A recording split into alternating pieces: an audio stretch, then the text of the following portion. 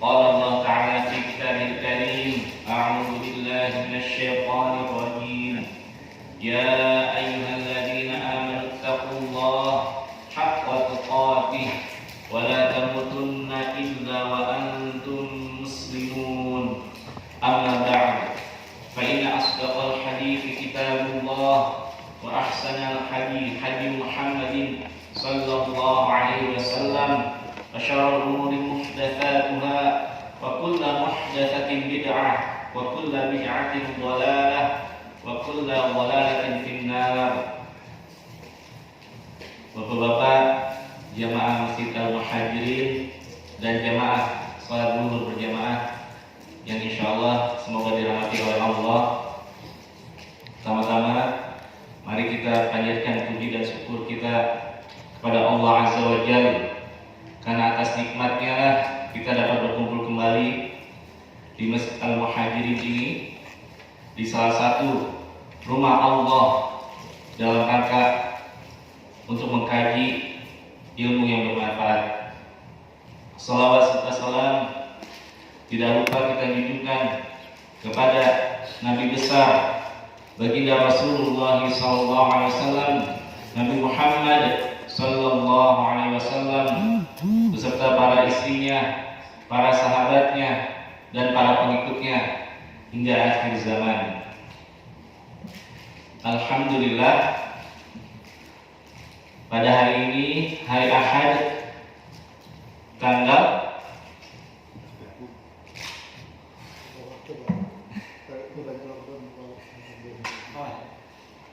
bertepatan dengan tanggal 28 Dzulqa'dah 1441 Hijriah. Alhamdulillah kita dapat berkumpul kembali untuk membahas kitab, sebuah buku yang ditulis oleh Ustaz Muhammad Abdul Klasikal yang berjudul Amalan Awal Dzulhijjah hingga Hari Tasyrik. Yang semoga dengan kita mengkaji buku ini, kita dapat mengamalkannya nanti ketika bulan Dzulhijjah telah datang mengunjungi kita. Kemarin pertemuan sebelumnya sudah kita bahas keutamaan awal Dzulhijjah. Kita merujuk dulu sedikit. Kenapa 10 hari pertama Dzulhijjah itu istimewa? Apa dalilnya? Yang pertama, di dalam Al-Quran surat Al-Fajr ayat yang kedua, dengan beberapa tafsiran menurut ahli tafsir, dan salah satu yang paling kuat adalah 10 hari pertama bulan Dzulhijjah. Lalu ada juga hadis dari Ibnu Abbas radhiyallahu anhuma dari Rasulullah sallallahu alaihi wasallam yang menyatakan bahwa tidak ada amalan yang lebih mulia dari amalan yang dilakukan pada 10 hari pertama bulan Dzulhijjah. Tidak pula bisa ditandingi dengan jihad fi sabilillah, kecuali seseorang yang keluar berjihad lalu sesuatu membahayakan diri dan hartanya, lantas ia kembali dalam keadaan tidak membawa apapun. Itu dalil-dalil yang menunjukkan keutamaan dari 10 hari pertama di bulan Dzulhijjah. Lalu setelah mengetahui beberapa keistimewaan atau keutamaan dari 10 hari pertama di bulan Dzulhijjah, sudah kita bahas beberapa amalan yang dapat kita lakukan untuk mengisi waktu-waktu istimewa tersebut. Yang pertama, puasa sunnah. Lalu yang kedua, takbir dan zikir ya.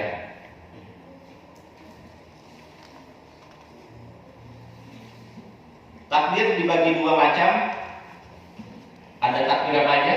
Mutlak dan Ada mutlak, ada muqayyad. Kalau takbir mutlak bersifat berkaitan dengan waktu tertentu. tidak berkaitan dengan waktu dan tempat tertentu. Jadi dimulainya dari kapan? Takbir mutlak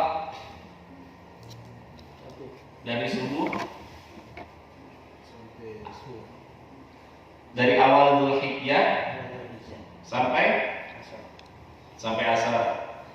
di hari tasyrik. Tasrik.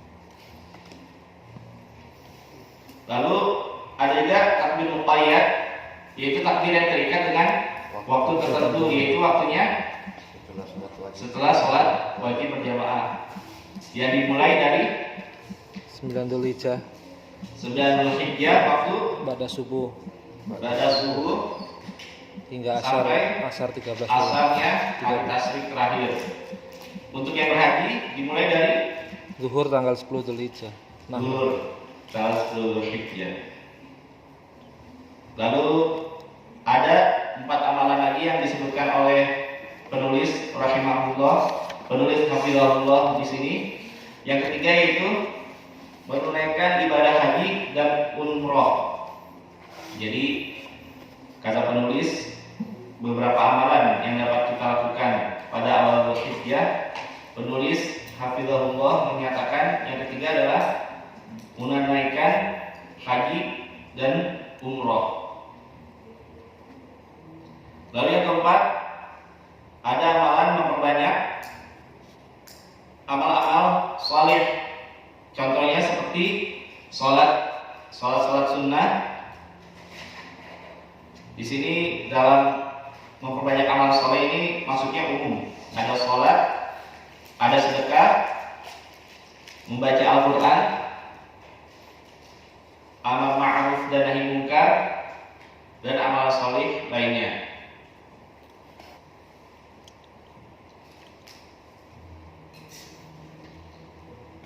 Lalu ada amalan yang kelima, penulis hafizahullah menyatakan amalan kelima adalah berkurban. Kapan disyariatkan berkurban? Kapan kita berkurbannya? Sebelum sholat Id, sesudah sholat Id, sampai hari tasyrik berakhir. hari tasyrik yang terakhir. Bahkan menurut Imam Ibnu Qayyim rahimahullah, berkurban itu lebih utama daripada bersedekah yang senilai kita berkurban. Itu yang dikatakan oleh Imam Ibnu Qayyim. Adapun amalan terakhir yang disebutkan oleh penulis hafizahullah yaitu bertaubat. Termasuk sesuatu yang ditekankan di awal Dzulhijjah, yaitu bertobat dari berbagai dosa dan maksiat, dan tidak pula melakukan lagi tindakan-tindakan maksiat tersebut. Artinya taubatan nasuha. Dan yang paling penting meninggalkan sesuatu yang termasuk zalim terhadap sesama manusia.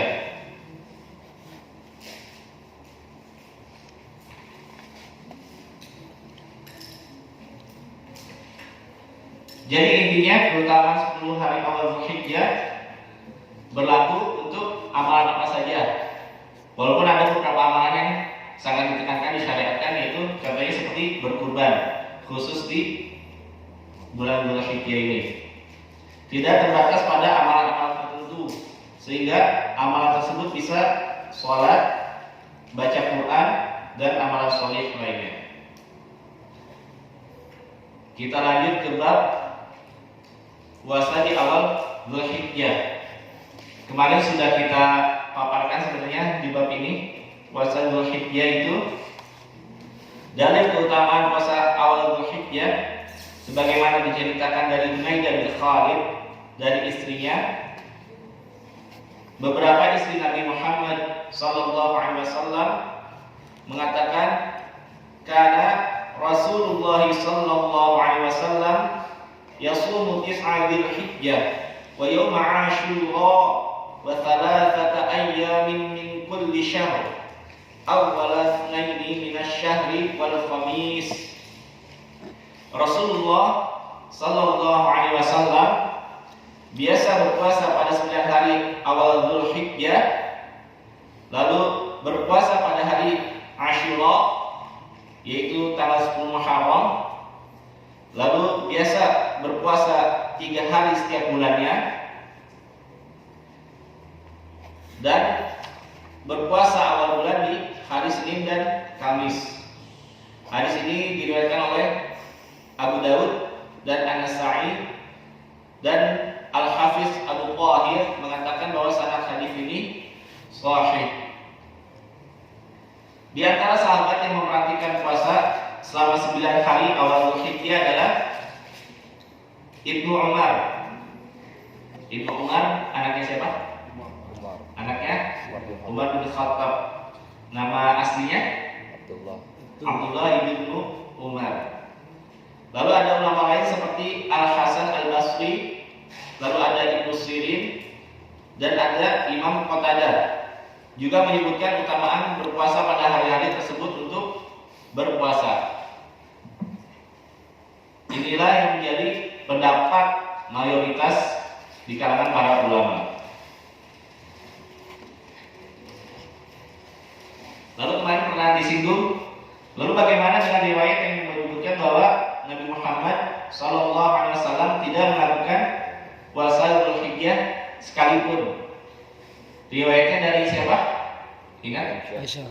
Dari Ummul Mukminin Aisyah radhiyallahu anha, bahwa dia berkata, "Ma ra'aitu Rasulullah sallallahu alaihi wasallam sha'iman fil 'ashri qad." Artinya, aku tidak pernah melihat Rasulullah sallallahu alaihi wasallam berpuasa pada 10 hari bulan Dzulhijjah qattu. Artinya sama sekali tidak pernah lihat.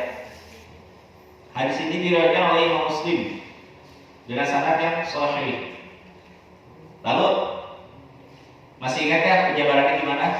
Ini kan jadi kayak kontradiktif ya. Yang satu disyariatkan untuk berpuasa, tapi dari riwayatnya Ummul Mukminin Aisyah bahwa beliau tidak pernah melihat Rasulullah SAW berpuasa.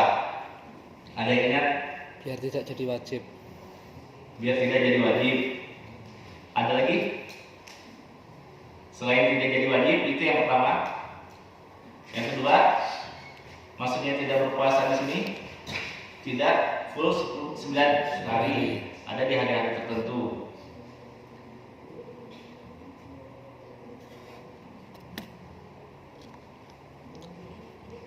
Jadi gimana cara melakukan puasa di awal Dzulhijjah yang sesuai syariat?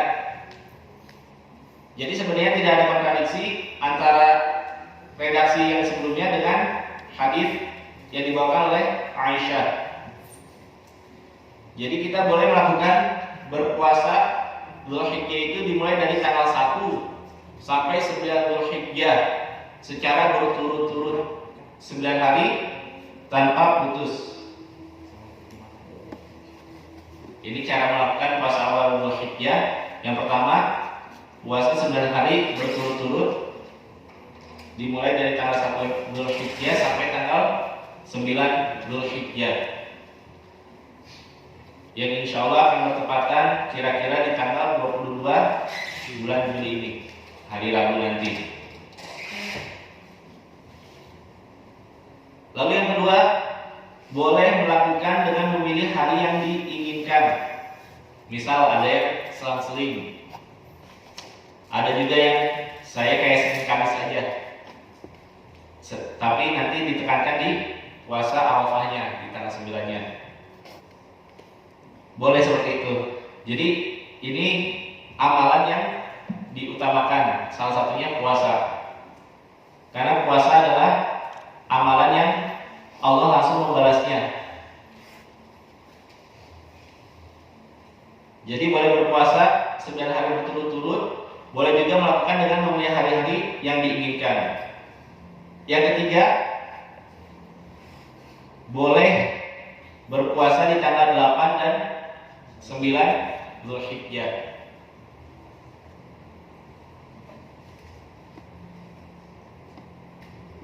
Dan yang terakhir, boleh dan ditekankan sekali untuk berpuasa di tanggal 9 Dzulhijjah.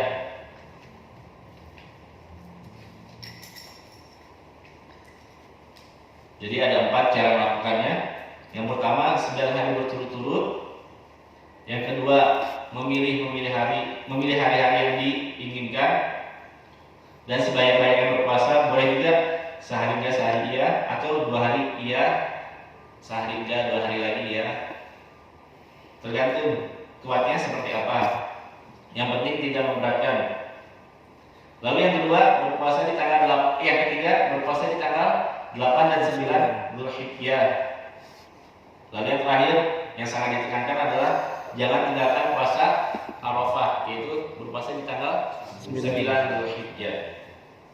Adapun niat puasa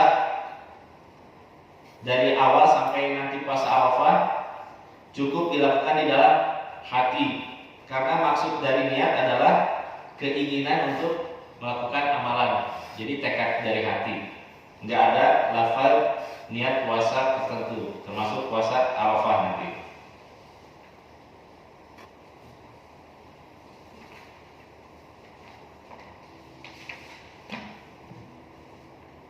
Baik, insya Allah hari ini sebenarnya saya ingin membahas, ditekankan pada bab seputar hari Arafah. Tadi udah tahu beberapa amalannya yang harus kita lakukan. Lalu kenapa hari Arafah itu ditekankan? Apa sih keutamanya hari Arafah? Adapun keutamaan hari Arafah yang pertama adalah hari Arafah adalah hari disempurnakannya agama dan nikmat. Dalam Sahihain, yaitu yang diriwayatkan oleh Imam Bukhari dan Muslim, bahwa Umar bin Al-Khattab radhiyallahu anhu berkata bahwa ada seorang Yahudi berbicara kepada Umar. Apa perkataannya? Ayatun fi kitabikum taqra'unaha law 'alaina ma'syaral yahudi nazalat lattakhadna dzalika al-yawma 'ida. Ada ayat dalam kitab kalian. Ini orang Yahudi ngomong ke Umar bin Khattab. Ada ayat di dalam kitab kalian yang kalian membacanya, dan seandainya ayat tersebut turun di tengah-tengah orang Yahudi, tentu kami akan menjadikannya sebagai hari perayaan atau hari Id. Lalu Umar bertanya, "Qal ayyu ayatin?" Lalu orang Yahud menjawab, "Qal al-yawma akmaltu lakum dinakum wa atmamtu 'alaikum ni'mati wa raditu lakumul Islam madina." Jadi orang Yahudi itu hafal ayat yang terakhir turun, yaitu yang artinya, pada hari ini telah kusempurnakan untuk kamu agamamu, dan telah kucukupkan kepadamu nikmatku, dan telah kuridhoi Islam itu sebagai agama bagimu.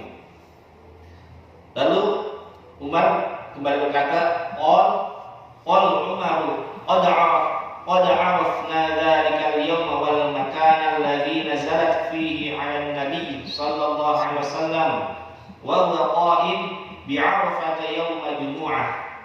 Lalu Umar berkata, kami telah mengetahui hal itu, yaitu hari dan tempat di mana ayat tersebut diturunkan.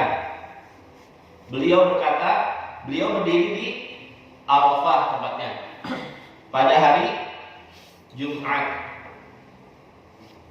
Hadis ini diriwayatkan oleh Bukhari dan Muslim. Dan Imam At-Tirmidzi mengeluarkan dari Ibnu Abbas dengan redaksi yang semisal. Di dalamnya disebutkan bahwa ayat tersebut turun pada hari Id, yaitu hari Jumat dan hari Arafah. Itulah keutamaan yang pertama tentang keutamaan hari Arafah, bahwa hari Arafah adalah hari disempurnakannya agama dan nikmat. Adapun yang kedua, keutamaan dari hari Arafah termasuk hari Id atau hari perayaan dari kaum muslimin.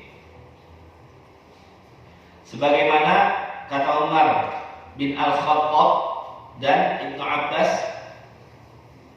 karena Ibnu Abbas berkata, surah Al-Maidah ayat 3 yang tadi dibacakan turun pada 2 hari,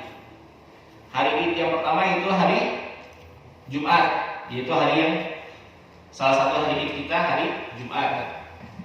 Lalu yang kedua adalah hari Arafah. Umar juga berkata, keduanya yaitu hari Jumat dan hari Arafah, alhamdulillah adalah hari raya bagi kami. Akan tetapi hari Arafah adalah hari Id bagi orang yang sedang wukuf pada Arafah saja. Di sini maksudnya hari Arafah sebagai hari Id adalah bagi orang yang sedang wukuf. Sedangkan bagi yang tidak wukuf dianjurkan untuk berpuasa menurut jumhur ulama. Lalu yang ketiga, hari Arafah adalah asy-syaf'u. Yang ketiga, hari Arafah adalah asy-syaf'u. Maksudnya apa? Asy-syaf'u artinya penggenap. Yang Allah bersumpah dengan hari Arafah. Sedangkan hari Idul Adha atau hari Nahar disebut juga Al-Watr artinya ganjil. Sebagaimana disebutkan di dalam surat Al-Fajr di ayat ketiga. Al-Fajr ayat ketiga. Wasyaf'i wal watr, dan demi yang genap dan yang ganjil. Demikian kata Ibnu Rajab Al-Hambali. Namun Ibnu Jauzi dalam Zad Al-Masir menukil pendapat sebaliknya. Maksudnya hari Arafah itu al-watrnya, Idnya itu asyaf'unya. Karena berdasarkan tanggal kan gitu, 9 sama 10. Demikian pula pendapat Ibnu Abbas, Ikrimah dan Al-Dhahhak. Lalu ada keutamaan yang keempat. Tadi udah ada 3 keutamaan. Yang pertama apa? Sempurnakannya agama dan nikmat. Hari disempurnakannya agama dan nikmat. Yang kedua, hari Id bagi umat Islam. Yang ketiga, Penggenap. asy-syaf'u dan al-watr, penggenap dan yang pengganjil. Lalu yang keempat adalah hari yang paling utama, sebagaimana pendapat sebagian para ulama.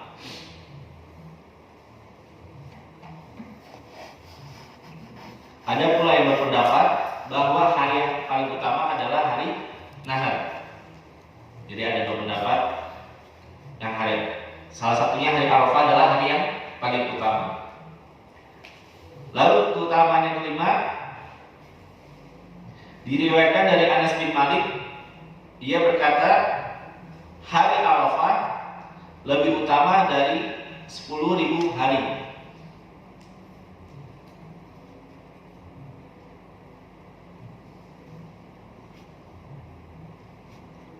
Lalu seorang ulama Aqo berkata, barang siapa berpuasa pada hari Arafah, maka ia mendapatkan pahala seperti berpuasa 2.000 hari. Ini penulis menukil suatu perkataan yang diriwayatkan dari Anas bin Malik dan dari Aqo.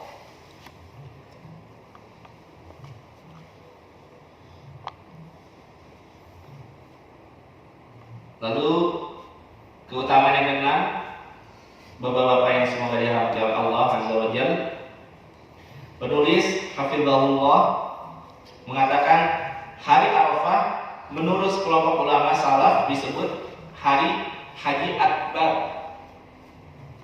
Jadi kelompok ulama yang terdahulu, ulama kita sebelum-sebelumnya itu menyebutkan bahwa hari Arafah adalah hari Haji Akbar. Yang berpendapat seperti ini adalah Umar dan beberapa ulama lainnya. Sedangkan ulama lain menyelisihi pendapat tersebut. Mereka mengatakan bahwa hari Haji Akbar adalah hari Nahar, yaitu hari Idul Adha.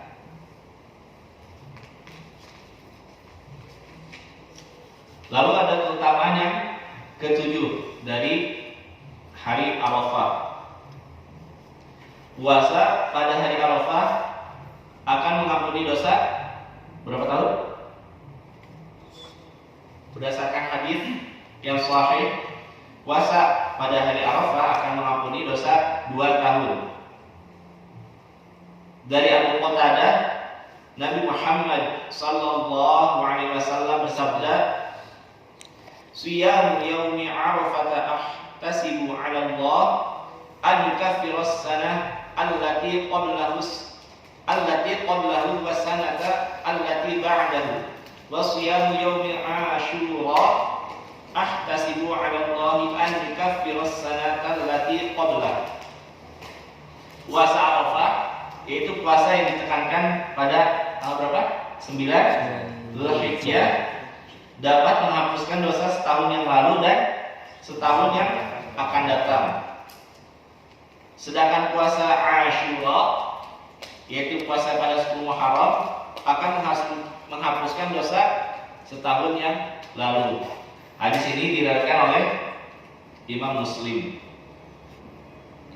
Jadi kenapa salah satunya puasa di hari Arafah itu sangat ditekankan, bahwa fadilahnya sangat besar, yaitu an yukaffiras sanata allati qabla wa sanata allati ba'da, sebelum dan sesudahnya, 1 tahun sebelum dan 1 tahun sesudahnya, insyaallah diampuni oleh Allah. Tapi ingat, ini dosanya bukan dosa besar, karena dosa besar akan diampuni apabila kita bertobat secara sungguh-sungguh, tobatan nasuha. Jadi maksud dosa setahun yang lalu dan setahun yang akan datang itu, wallahu alam, setahu saya dosa yang dosa kecil, bukan dosa yang besar. Hadis ini diriwayatkan oleh Imam Muslim dengan sanad yang sahih. Jadi kita udah punya pegangan kenapa kita berpuasa di hari Arafah, karena ada dalilnya. Lalu yang ke-8, hari Arafah adalah hari pengampunan dosa dan pembebasan dari siksa neraka. Yang tadi diampuni dosa 2 tahun, lalu yang pendapat ke-8 ini, terutama yang ke-8, hari Arafah adalah hari pengampunan dosa dan pembebasan dari siksa neraka. Apa dalilnya?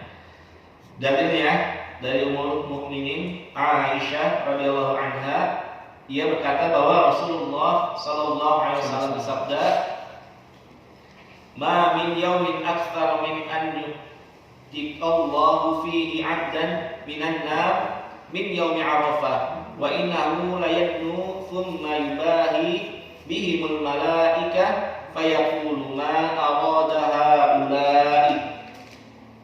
Di antara hari yang Allah banyak membebaskan seseorang dari neraka adalah hari Arafah.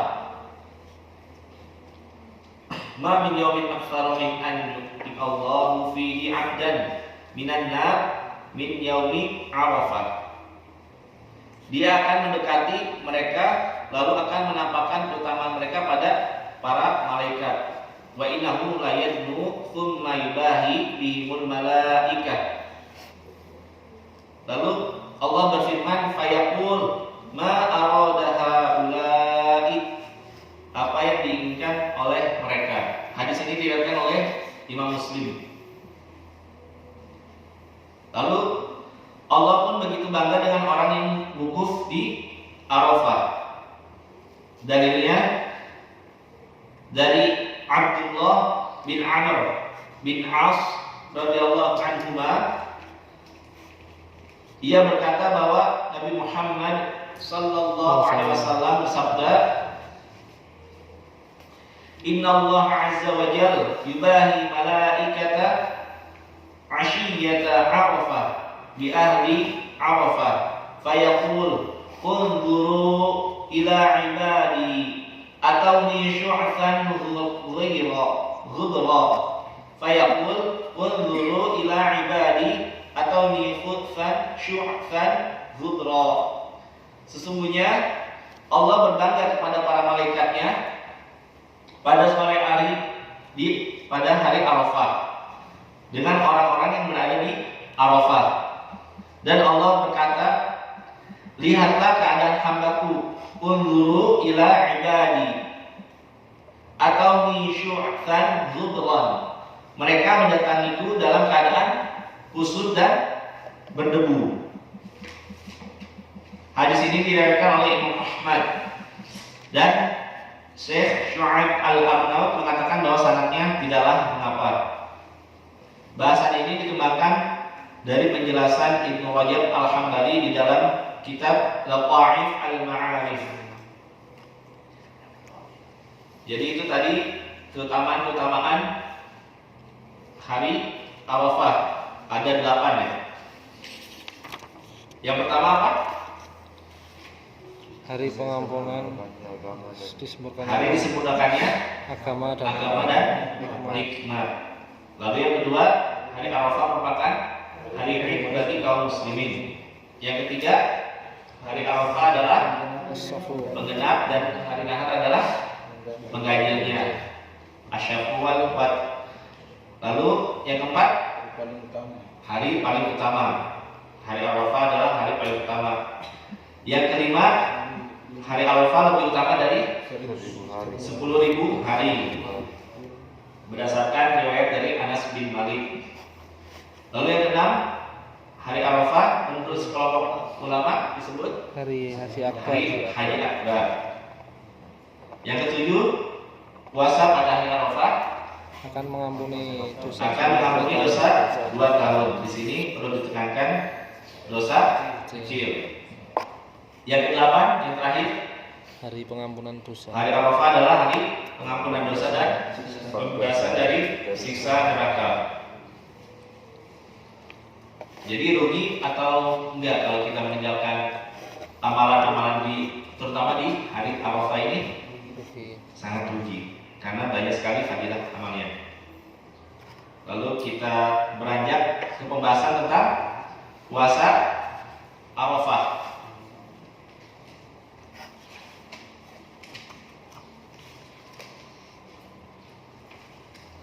Puasa Arafah, amalan yang disunahkan atau enggak? Disunahkan. Bagi yang berhaji disunahkan enggak? Jadi puasa Arafah adalah amalan yang disunahkan bagi orang yang tidak berhaji.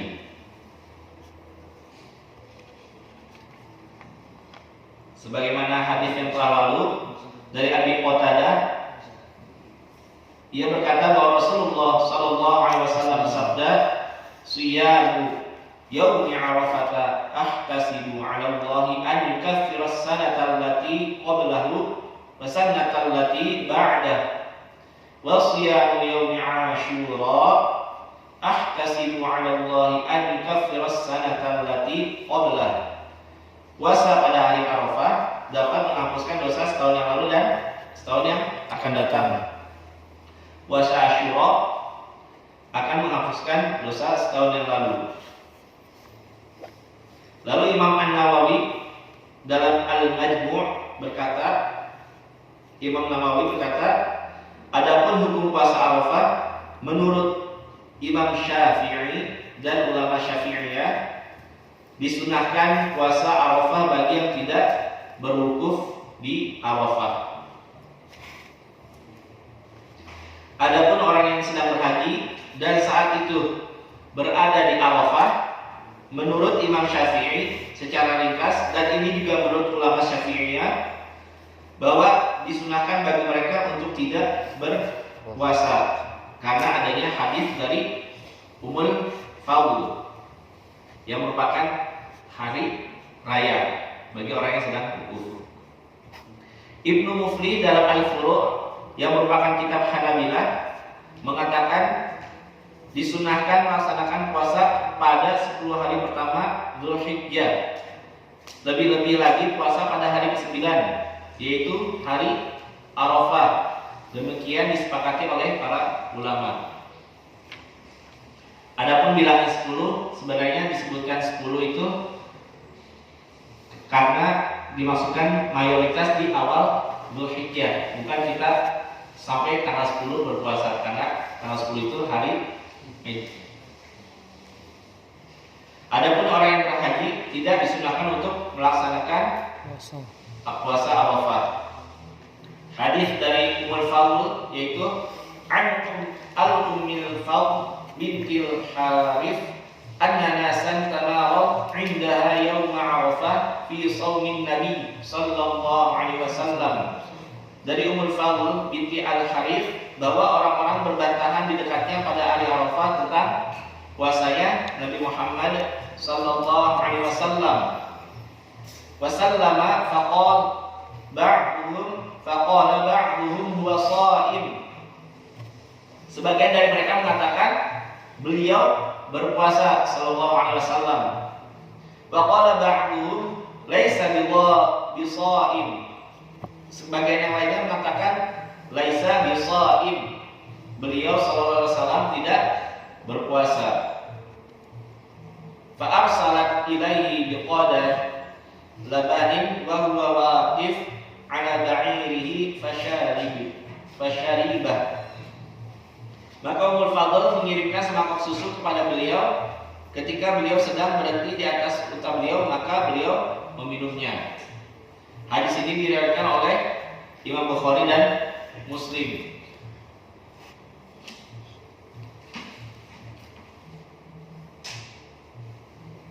Di dalam hadis lain, an Maimunah radhiyallahu anha anna an-nasa syakku fi siyamin Nabi sallallahu alaihi wasallam yaum Arafah. Dari Maimunah radhiyallahu anha, ia berkata bahwa orang-orang saling berdebat apakah Nabi Muhammad sallallahu alaihi wasallam berpuasa pada hari Arafah. Fa arsalat ilaihi bihilabin wa huwa waqifun fil mawqif fashariba min. Lalu Maimunah mengirimkan pada beliau satu wadah yang berisi laban. Laban itu susu. Dan beliau dalam keadaan berdiri, artinya sedang wukuf. Lantas beliau meminum. Fashariba min wan nasu yang durun. Dan orang-orang pun menyaksikannya bahwa Nabi Muhammad SAW meminum susu tersebut. Hadis ini diriwayatkan oleh Imam Bukhari dan Imam Muslim. Adapun mengenai pengampunan dosa dari puasa Arafah, para ulama berselisih pendapat. Ada yang mengatakan bahwa yang dimaksud dosa di situ yang tadi saya sebutkan adalah dosa kecil. Imam Nawawi rahimahullah mengatakan jika bukan dosa kecil yang diampuni, semoga dosa besar yang diperingan. Jika tidak, semoga ditinggikan derajatnya. Ini merupakan bagian dari syarah Sahih Muslim. Sedangkan jika melihat dari penjelasan Imam Ibnu Taimiyah rahimahullah, bukan hanya dosa kecil yang diampuni menurut Imam Ibnu Taimiyah. Dosa besar bisa terampuni karena hadisnya ini bersifat umum. Karena disebutkan di redaksi akan diampuni dosa 1 tahun sebelum dan 1 tahun sesudahnya. Jadi menurut Imam Ibnu Taimiyah rahimahullah, bukan hanya dosa kecil namun dosa besar juga karena keumuman dari hadis. Itu seputar puasa Arafah. Lalu ada pertanyaan, bagaimana jika waktu wukuf di Saudi Arabia berbeda dengan 9 Dzulhijjahnya di Indonesia atau di negeri-negeri lainnya? Jawabannya, tetap ikut penglihatan hilal yang ada di negeri masing-masing, yaitu di negeri kita di Indonesia, untuk melaksanakan puasa Arafah dan berid. Adapun dalil berikut yang dapat kita sampaikan yaitu dari Ibnu Umar radhiyallahu anhu. Ia berkata, aku pernah mendengar Rasulullah sallallahu alaihi wasallam bersabda, "Idza ra'aitumuhu fasumu wa idza ra'aitumuhu fa'affiru fa in humma 'alaikum faqduru lah." Idza ra'aitumuhu fasumu, jika kalian melihatnya, yaitu melihat hilal, fasumu, maka berpuasalah. Wa idza ra'aitumuhu fa'aftiru. Jika kalian melihatnya lagi, maka berbukalah, yaitu berhari rayalah. Fa in humma 'alaikum faqdurulah. Jika hilalnya tertutup, enggak terlihat, maka genapkanlah. Maksudnya di sini menjadi 30 hari di bulan sebelumnya. Hadis ini diriwayatkan oleh muttafaqun alaih, yaitu riwayat Bukhari dan Muslim. Hilal di negeri masing-masing lah yang menjadi patokan. Itulah maksud yang diberitakan dari hadis Ibnu Umar radhiyallahu anhu. Yang menguatkan pendapat ini adalah riwayat lain dari Quraib bahwa Ummul Fadl bintul Harith pernah menyuruhnya untuk menemui Muawiyah di Syam dalam rangka menyelesaikan suatu urusan. Quraib melanjutkan kisahnya, setibanya di Syam, saya selesaikan urusan yang dititipkan oleh Ummul Fadl. Ketika itu masuk tanggal 1 Ramadan dan saya masih di Syam. Saya melihat hilal malam Jumat. Kemudian saya pulang ke Madinah. Setibanya di Madinah di akhir bulan, Ibnu Abbas bertanya kepada Quraib, kapan kalian melihat hilal? Ini pertanyaan dari Ibnu Abbas kepada Quraib. Lalu Quraib menjawab, kami melihatnya pada malam Jumat. Lalu Ibnu Abbas bertanya lagi, apakah kamu melihatnya sendiri? Quraib menjawab, ya, saya melihatnya dan penduduk yang ada di negeriku pun melihatnya. Mereka berpuasa dan Muawiyah pun berpuasa. Itulah jawaban dari Quraib. Lalu Ibnu Abbas menjelaskan, lakinna ra'aynahu lailatas sabt fala nazalu nasumu hatta nukmila 30 aw narah. Kalau kami melihatnya malam Sabtu, lailatas sabt, fala nazalu nasum, kami terus berpuasa, hatta nukmila 30 aw narah, hingga kami menyelesaikan selama 30 hari dan atau kami melihat hilalnya Syawal. Jadi di sini penjelasan dari Ibnu Abbas. Lalu Quraib bertanya lagi, mengapa kalian tidak mengikuti ruqyahnya Muawiyah dan puasanya Muawiyah yang di negeri Syam? Ibnu Abbas menjawab, la hakada amarna Rasulullah sallallahu alaihi wasallam. Tidak, hakada seperti ini, amarna yang diperintahkan kepada kami Rasulullah sallallahu alaihi wasallam, dari Rasulullah sallallahu alaihi wasallam. Hadis ini diriwayatkan oleh Imam Muslim. Ini jadi dalil bahwa hilal negeri kita tidak mesti sama dengan hilal di Arab Saudi. Hilal lokal itulah yang berlaku bagi orang lokal tersebut. Kalau hilal di negara lain terlalu dipaksakan berlaku di negeri ini, coba bayangkan bagaimana hal ini diterapkan di masa silam yang komunikasinya belum maju seperti saat ini. Tentu berita wukuf di Arafah sulit sampai ke negeri lain karena terkendalanya komunikasi. Syariat dulu dan syariat saat ini tetap berlakunya sama, tidak ada perbedaan. Maka kesimpulannya, hilal lokal lebih memudahkan kaum muslimin dalam menentukan momen-momen yang penting bagi mereka. Imam Nawawi rahimahullah membawakan sebuah judul untuk hadis Quraib tadi, yaitu setiap negeri memiliki penglihatan hilal secara tersendiri. Jika mereka melihat hilal, maka tidak berlaku untuk negeri lainnya. Ini judul dari hadis yang tadi, kisah Quraib yang dari negeri Syam ke Madinah. Imam Nawawi juga menjelaskan rahimahullah, hadis Quraib dari Ibnu Abbas jadi dalil untuk judul yang tadi disampaikan. Menurut pendapat yang kuat di kalangan Syafi'iyah, penglihatan ruqyah atau hilal tidak berlaku secara umum, akan tetapi berlaku secara khusus bagi orang-orang yang terdekat selama masih dalam jangka atau jarak sebelum dikosornya sholat. Ini merupakan syarat Sahih Muslim.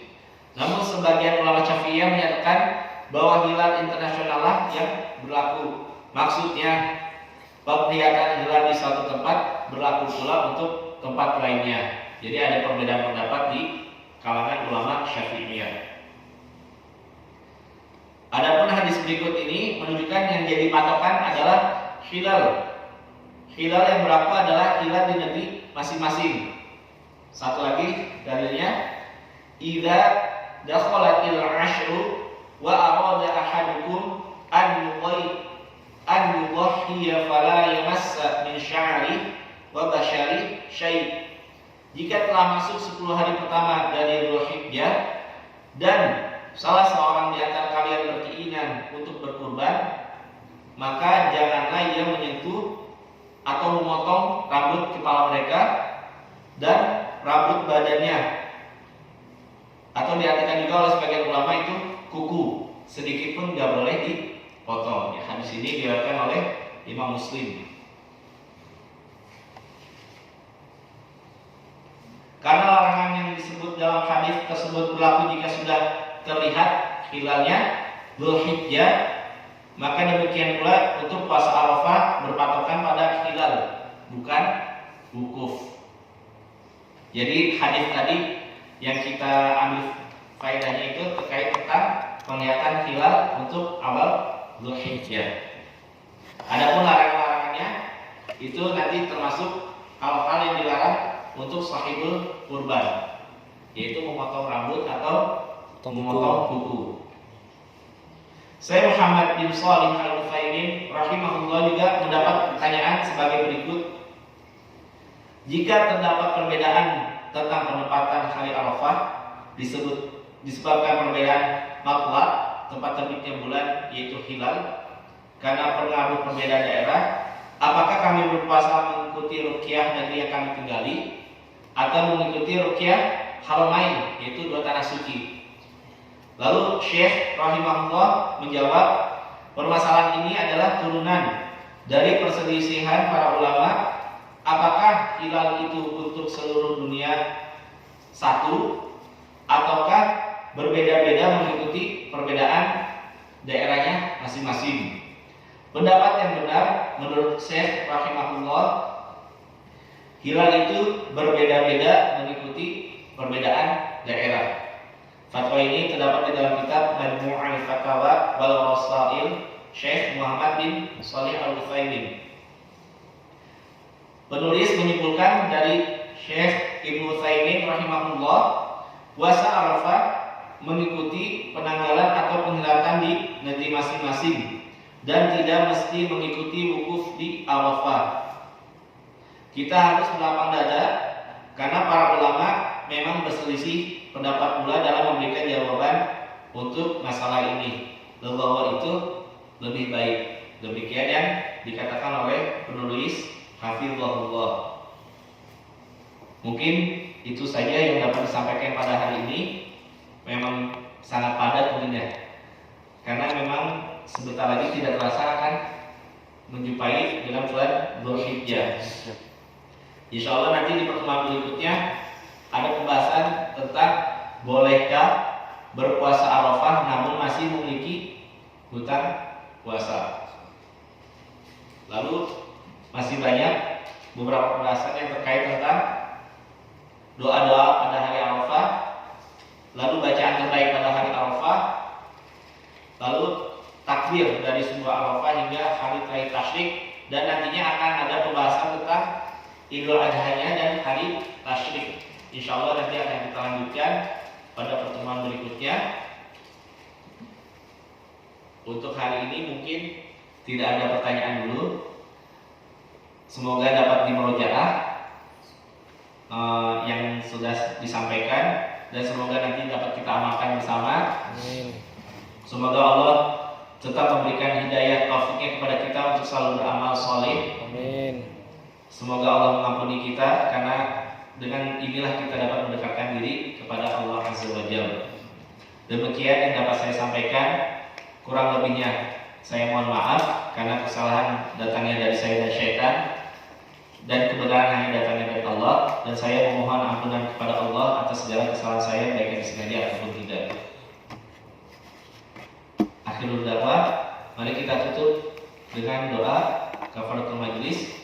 Subhanaka Allahumma wa bihamdika asyhadu an la ilaha illa anta astaghfiruka wa atubu ilaik. Wassalamualaikum warahmatullahi wabarakatuh.